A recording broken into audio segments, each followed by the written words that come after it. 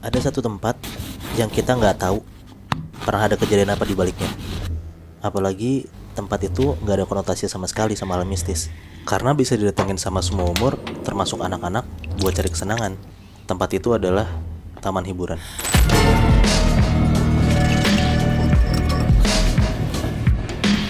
Dengarkan versi lengkapnya hanya di aplikasi Knowledge. Lo percaya nggak sih kalau sebuah kecelakaan di suatu taman hiburan kadang bukan sekedar kecelakaan, tapi ternyata ada campur tangan mistis di dalamnya. Nah, ceritanya sekitar 5 tahun yang lalu ada sebuah restoran di Malang yang dulu tuh laku banget. Sebutlah restoran Nusantara gitu ya. Ini udah pasti bukan nama asli. Ya, gue samarin aja biar gampang. Oke. Nah, restoran Nusantara ini lakunya pun karena pakai penglaris semua. Nah, tapi tiba-tiba ada sebuah restoran yang baru dibangun dan ramainya tuh seramai restoran Nusantara ini.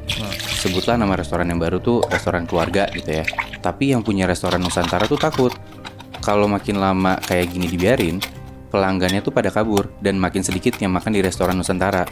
Ya udah tuh, singkat cerita, si pemilik restoran Nusantara ini pergi ke dukun yang biasa dia minta ilmu buat bikin restorannya rame. Gimana kalau dicelakain aja nih keluarga yang punya restoran keluarga. Besokan harinya bener aja, pas banget efek ilmu hitam ini kejadian sama keluarganya yang punya resto keluarga itu. Waktu mereka lagi jalan-jalan ke Jatim Park. Ya bisa dibilang mirip-mirip Ancol ya. Tapi yang pergi ke Jatim Park itu cuman ibu dan 2 orang anaknya. Bapaknya itu ngurusin restoran. Di Jatim Park itu si ibu sama anak yang kecil, yang cowok, itu main ke kebun binatang. Nah sedangkan anaknya yang gede ini pergi main air kayak berenang-berenang gitu. Udah tuh si ibu sama anaknya yang kecil ini lihat-lihat binatang segala macem, foto-foto sama anak harimau. Setelah itu mereka lihat-lihat lagi, sampailah ibu dan anaknya ini ngeliat binturong. Apa tuh? Binturong tuh kayak sejenis rakun musang gitu loh, Nat. Oh. Tapi pas si binturong ini dielus-elus kepalanya, si binturong ini tiba-tiba ngegigit jari anak kecil itu. Sampai jarinya tuh bolong nembus gitu. Ibunya pun luka tangannya, berdarah gara-gara nolongin anaknya yang tangannya digigit itu. Nah, di waktu yang hampir bersamaan di kolam bermain itu, si anak yang gede ini tiba-tiba kepleset masuk ke dalam air. Tapi anehnya, dia kayak tenggelam dan teriak minta tolong gitu loh. Langsung lah tuh akhirnya si kakak ini dan si ade ibunya itu langsung dilariin ke UGD. Nah, bapaknya yang lagi ngurusin restoran ngedengar anaknya dua-duanya masuk UGD, panik dong, sama istrinya juga lagi kan. Langsung lah si bapaknya ini ngebut naik motor ke UGD. Tapi gara-gara ngebut di jalan, bapaknya tuh tabrakan. Jadi cerita kali ini dialamin sama satu keluarga yang lagi liburan ke taman safari. Ada bapak, ibu, dan 2 anak. Kita sebut aja namanya Pak Arif, Bu Nita, anak pertamanya namanya Rini, dan adiknya namanya Rio. Rini sama Rio ini tuh lagi liburan sekolah dan kepengen banget ke taman safari. Rencananya mereka sekeluarga bakal ke taman safari hari Jumat dan pulang hari Minggu. Jadi ceritanya Pak Arif sama Bu Nita mau surprisein anak-anaknya buat nginep di karavan taman safari. Jadi karavan tuh kayak penginapan gitu di dalam taman safari. Letaknya tuh kayak di tengah hutan gitu. Terus kayak bener-bener ngerasain pengalaman tidur di karavan yang bentuknya mobil gitu. Mereka masuk ngelihat jerapah, kuda nil, dan macam-macam hewan yang masih bisa dikasih makan lewat jendela mobil mereka. Terus tiba-tiba mereka masuk ke kawasan yang danger gitu. Kawasan macan dan lainnya yang diharusin untuk nutup kaca mobil mereka. Terus pas masuk area macan putih, Rini bilang, kenapa macan putihnya ngeliatin Rini?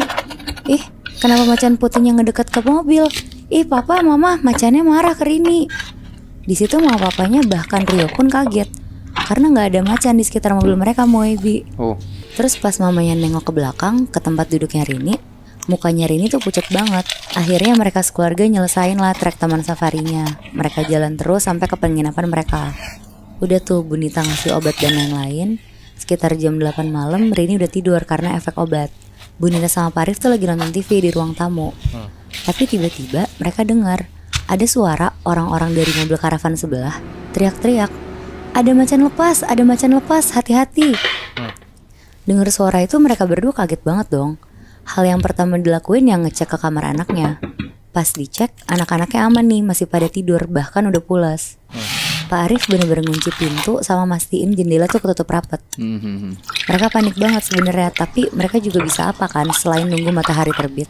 Pas mereka tidur, Pak Arif kali ini dengar ada suara burung. Tapi suara burungnya tuh yang gak mungkin mereka denger di dataran tinggi gitu loh. Kadang suaranya ngedeket, kadang suaranya ngejauh. Pas suaranya lagi jauh-jauhnya, tiba-tiba ada suara ketokan tapi di kaca kamar mereka. Kayak tok tok tok tok tok, kenceng banget suaranya.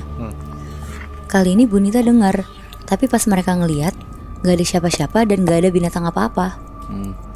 Tapi pas Bunita negesin matanya, ternyata ada sosok perempuan dari pohon belakang karavan mereka, pakai baju putih panjang, matanya melotot, lagi senyum-senyum sambil ngelambain tangan kayak dada-dada gitu. Ada sekumpulan anak-anak SMA gitu, satu geng, 3 cewek 1 cowok. Mereka janjian buat main ke salah satu theme park di Jakarta. Karena emang lagi liburan dan lagi ada promo, salah satu dari mereka tuh ngidein buat ke Dufan, Bi. Mereka jalan tuh berempat ke Dufan. Mereka berempat kita sebut aja namanya Nasya, Dita, Yani, dan Dion. Mereka berempat nyampe Dufan sekitar jam 12-an siang. Di situ si Dita tuh ngidein buat naik Istana Boneka dulu, Bi. Karena di sini Dita tuh sebenarnya takut banget naik wahana-wahana ekstrim. Nah, karena teman-teman itu bertiga mikir kasihan juga Dita kalau nggak naik apa-apa, jadi diain tuh. Jadi wahana pertama yang mereka naikin adalah Istana Boneka. Pas lagi perahunya jalan dan masuk ke terowongannya, si Nasya nih tiba-tiba nyeletuk iseng gitu. Ih, kalau di sini malam-malam bonekanya gerak sendiri tahu gitu. Anak-anak tuh cuma pada ketawa-tawa doang karena posisinya juga mereka lagi bercanda-canda seru kan. Mereka nunjuk tuh satu boneka yang kanan, satu boneka yang kiri. Pokoknya tuh mereka komen-komenin lah boneka-boneka di sana. Nah, tiba-tiba pas Yani nunjuk bonekanya sambil ngomong, "Ih, kocak banget, boneka di sana mukanya aneh," gitu. Nah, di situ Nasya langsung lihat tuh boneka ditunjuk sama Yani. Tapi di situ posisinya Nasya salfok banget. Bukannya ngeliatin bonekanya, tapi di situ Nasya ngeliat ada kayak sosok cewek di belakang boneka yang Yani tunjuk, tapi cewek ini madep belakang. Dan di situ ternyata waktu udah nunjukin sekitar pukul jam 5 sore. Si Dion tuh bilang, ini kan udah sore, berarti udah tinggal beberapa wahana lagi yang bisa kita naikin. Dan anak-anak ngedein dan ngiyain buat naik arung jeram. Kecuali balik lagi si Dita. Dan dia juga bilang kalau misalnya dia takut naik arung jeram, karena katanya pernah ada anak kecil cewek pas naik arung jeram tuh meninggal. Kenapanya? Karena perahunya tuh kebalik, habis itu meninggal, Net. Dan mayatnya pun katanya nggak ditemuin. Hilang. Anak-anak tuh ya kaget lah dengar kayak gitu, tapi tetap maksa buat ngajakin Dita main karena mereka tetap mau main, masa Dita doang nggak ikut gitu kan. Nah, si Nasya nih posisinya kayaknya rada sebel nih sama Dita. Nasya tuh langsung buru-buru naik kapalnya sambil ngomong, "Elah, lebay banget lo, yang mati juga udah nggak tahu kemana. Kalaupun ada juga dia lagi happy tau naik sama kita." Sembarangan. Iya. Nah, akhirnya mereka berempat tuh naik tuh arung jeram karena si Dita pun akhirnya terpaksa buat naik tuh arung jeramnya. Oh, naik dia akhirnya. Seru banget lah, mereka tuh naik satu ban cuma berempat. Lagi-lagi pas mereka lagi seru naik arung jeram, Nasya tuh ngeliat, Bi, Nat, di depan mereka di samping-samping sungai arung jeramnya itu kayak ada anak cewek berdiri tegak ngeliatin Nasya. Anak ini ngeliatin Nasya dengan tatapan yang tajam banget, mukanya berdarah-darah, dan tangan anak cewek ini cuma satu, karena yang satu lagi putus. Nasya kaget dan merinding banget lah di situ kan. Tapi tetap aja si Nasya tuh denial dan berusaha buat kelihatan tenang biar teman-temannya nggak gimana-gimana.